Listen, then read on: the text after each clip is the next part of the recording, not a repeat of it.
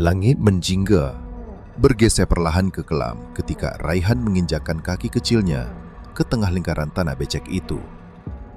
Udara di sekelilingnya berubah, suhu turun drastis, dan matahari seperti dicekik kabut tipis yang muncul entah dari mana. Daun-daun yang sebelumnya diam kini bergetar pelan, bukan karena angin, tapi seakan gemetar sendiri, meniru sesuatu yang tak terlihat oleh mata manusia. Jejak kaki kecil itu mulai menghilang satu persatu, disapu oleh hembusan yang tidak wajar. Raihan menoleh ke kanan, lalu ke kiri. Tidak ada anak-anak tadi. Tidak ada siapa-siapa. Hanya kebun karet gelap dan bayangan pucat rumah kakeknya dari kejauhan. Tapi langkahnya tidak kembali. Ia terus maju, masuk ke dalam semak-semak, menuruni tanah lembab yang menjerat seperti daging busuk, menelusuri jalan yang bahkan tidak diingat oleh para petani tua sekalipun. Di antara pepohonan waktu berhenti terasa. Jam tubuh Raihan kehilangan arah. Ia tidak tahu sudah berapa menit atau jam ia mencari teman-temannya tadi. Tapi satu hal pasti, langit sudah tak sama. Awan hitam menggumpal, namun tidak hujan. Suara jangkrik berubah nyaring dan kacau. Laba-laba membentuk jaring bukan di antara batang, tapi menggantung di udara. Dan ketika Raihan melihat bayangan hitam berlari dari balik semak, ia mengikutinya tanpa ragu. Bocah kecil itu belum tahu bahwa sejak ia melangkah ke dalam lingkaran itu, ia tak akan pernah kembali. Di rumah kakek, Ibu Raihan baru menyadari anaknya tidak ada saat hari sudah pekat. Pintu terbuka tanpa suara. Gelas teh yang tadi ditinggalkan masih hangat. Tapi tidak ada jejak kaki di teras. Tidak ada suara dari luar. Mereka mencarinya malam itu. Kakek menyusuri kebun dengan lentera minyak yang goyah. Tetangga turun tangan. Bahkan anjing desa yang biasanya galak, malam itu hanya melolong dan menolak maju ke arah ladang. Polisi desa datang. Tidak ada jejak. Yang aneh, tidak ada bau manusia. Tanah tidak terasa diinjak. Udara tidak membawa aroma bocah yang bermain. Seolah Raihan menghilang, bukan secara fisik, tapi ditarik dari dimensi ini dengan paksa. Disedot, dilupakan, disekap dalam sesuatu yang hanya bisa dijelaskan oleh naskah-naskah tua yang tak pernah dibaca lagi. Dan sejak malam itu, rumah kakek menjadi sunyi dengan cara yang salah. Cermin memantulkan bayangan aneh. Sendok jatuh sendiri. Suara kaki kecil terdengar berlarian di atas plafon yang tidak pernah dipijak manusia. Tapi yang paling parah adalah suara napas kecil dari dalam lemari. Napas yang tidak pernah meminta dibuka, hanya menunggu. Raihan tidak sadar ia sedang berjalan dalam lingkaran. Tapi bukan lingkaran tanah. Ini adalah lingkaran waktu. Pohon-pohon tumbuh dengan arah tak wajar, seperti tulang patah yang disusun ulang. Ranting menggantung rendah, menjalin seperti jerat. Di tanah, ada mainan rusak, mobil-mobilan plastik, boneka tanpa kepala, bola berlumur lumpur.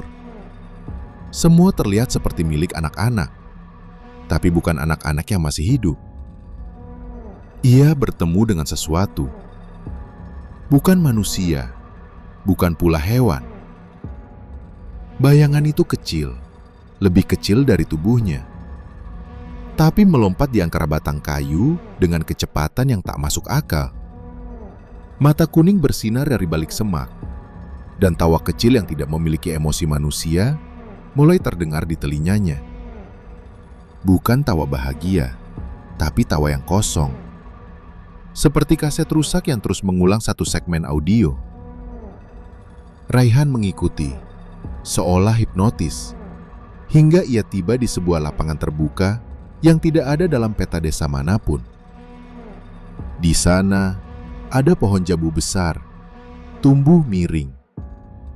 Akar-akarnya mencuat keluar tanah seperti jemari raksasa yang sedang meraih sesuatu dari perut bumi. Dan di bawah pohon itu ada lubang. Lubang cukup besar untuk anak kecil masuk. Lubang yang bernafas. Lubang yang memanggil. Ia masuk tanpa berpikir. Seolah seluruh dunia telah memerintahkan kakinya untuk melangkah ke sana. Dinding lubang itu lengket, berbau seperti kain basah yang disimpan bertahun-tahun. Cahaya lenyap sejak meter pertama. Tapi anehnya, Raihan bisa melihat. Tidak seperti melihat dengan mata, tapi dengan kulit. Seakan seisi lorong memancarkan cahaya hitam yang menembus pori-pori dan mengubah tubuhnya perlahan. Terdengar suara ketukan. 3 ketukan. Lalu jeda. Lalu 3 lagi. Lalu suara bisikan. Bukan dari telinga, tapi dari dalam kepala. Ia tidak mengerti artinya, tapi otaknya bergetar. Tubuhnya mulai dingin, kaku, dan langkahnya menjadi pelan, seperti diseret. Di ujung lorong itu, ada ruangan kecil, bundar, tanpa langit-langit.